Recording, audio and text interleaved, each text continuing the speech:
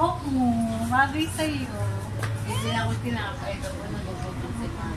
Gondo. Bago mo. Harap ka doon, no? Hindi, Gondo. Ay, Hi!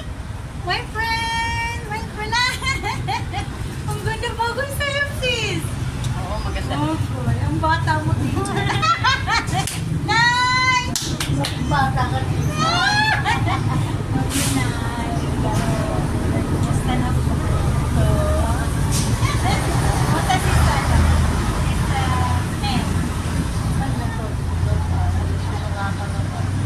Pero ano pa nangyari sa ano niya? Okay na. Hindi ko na putal. Hindi. Praise. Yung paan mo. Ay! Pinanong po, pinagtisan ko. Tapos pinalitan ko. Ano po? Tapos sisibol naman po yun. Hindi pa totally na kagaya kay daddy. Talagang putol na. Yung mabawang tubig na lumalabas. Putol. Hindi mabawang. Praise God! Thank you, Lord! Yeah, miracle yun, Lord. Thank you, Lord. So, panalangin natin na tayo ni Lord. Busog ako. Ewan, ay ka lang. Ay tayo sa kaas. Ano po? Opo. Ingat po kayo. Hindi kayo nakalusa. Praise God! Ang ganda. Matagal na ako maganda. Kaya nga! O sige po, busog po ako na. Thank you po.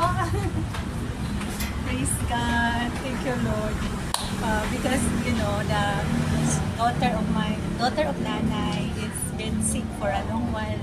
And doctor said, how many times already said 50-50, but you know, we are continuing to pray and pray and pray. And then Nanay is always here.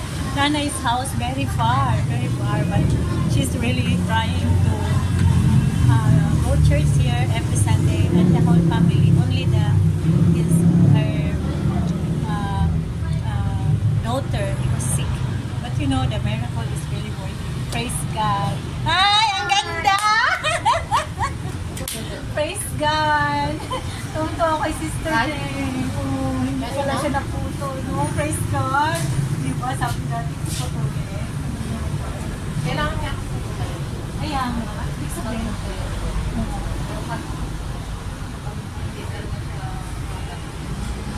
Galing yun kasi di ba sabi ng doktor, hindi daw mo ba? Ay.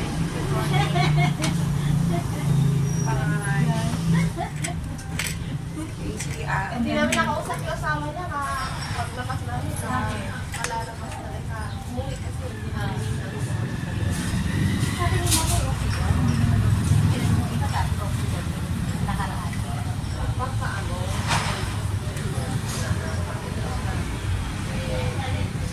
Pero patuloy natin manalangin, hawakan natin yung pangakit ng Lord.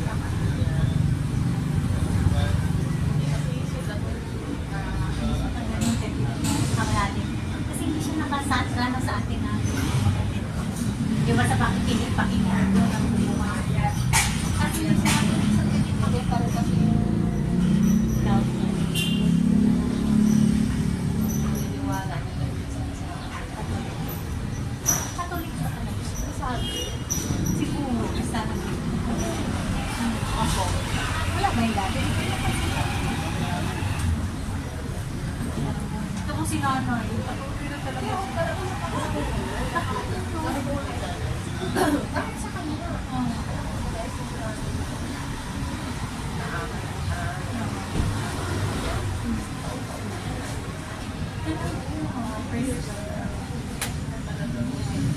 Di ba talaga?